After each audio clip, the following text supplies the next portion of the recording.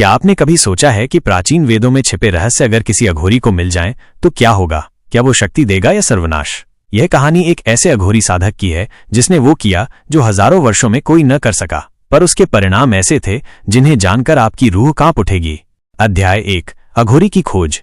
उत्तरकाशी के हिमालयी क्षेत्र में स्थित एक गुप्त शमशान घाट है, त्रिनेत्र घाट। यह घाट सिर्फ विशेष साधकों के लिए जाना जाता है क्योंकि मान्यता है कि वहां एक प्राचीन वेद का शापित अंश छिपा हुआ है। अघोरी शिवानंद, जो कि वाराणसी के एक पुराने तंत्रपीठ के प्रमुख साधक थे, को एक स्वप्न में एक दिव्य संकेत मिला। त्रिनेत्र घाट की साधना ही अंतिम द्वार है। शिवानंद ने तय किया वो इस रहस्य को उजागर करेगा। अध्याय 2, गुफा का रहस्य।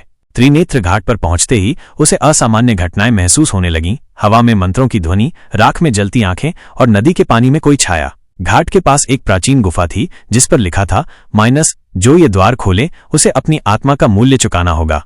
अघोरी शिवानंद ने गुफा में प्रवेश किया। वहां उसे एक शापित वेद मिला, ऋग्वेद का एक गुप्त खंड जिसमें तांडव तंत्र और महाकाल की अनसुनी विद्याएं वर्णित थीं। अध्याय 3, तांडव साधना और वेद की शक्ति। उस वेद में वर्णित एक साधना थी, काल विनाशक तांडव साधना, जिसे करने से कोई भी साधक त्रिकालज्ञ और अमृत तुल्य शक्ति का स्वामी बन सकता था। पर उस साधना की एक शर्त थी, तुम्हें मृत्यु से पहले मृत्यु का अनुभव करना होगा। शिवानंद ने तैयारी शुरू की। 21 दिनों की पंचमुंडी साधना, शव पर बैठकर अघोर तांडव, भस्म स्नान और हवन। जैसे जैसे साधना आगे बढ़ी, अघोरी की आंखें बदलने लगीं, उसकी आवाज गूंजने लगी और वो कुछ ऐसा देखने लगा जो आम इंसान के बस की बात नहीं थी। भूतकाल, भविष्य और पिशाचिक लोक। अध्याय 4, शाप का प्रकट होना। 21वें दिन जैसे ही अंतिम तंत्र पूरा हुआ, गुफा कांप उठी। एक अंधेरी आकृति सामने आई। वो कोई भूत नहीं था, वो वेद का रक्षक आत्मा था जो हजारों वर्षों से इस रहस्य की रक्षा कर रहा था। उसने कहा, तूने वेद को छुआ, अब तेरे भीतर काल का बीज अंकुरित हो चुका है। शिवानंद को पता चला कि इस साधना से शक्ति तो मिली, लेकिन साथ ही एक शाप भी। हर पूर्णिमा की रात वो आधे घंटे के लिए पिशाच बन जाएगा और उसे किसी भी जीव की आत्मा लेनी होगी, नहीं तो वो स्वयं भस्म हो जाएगा।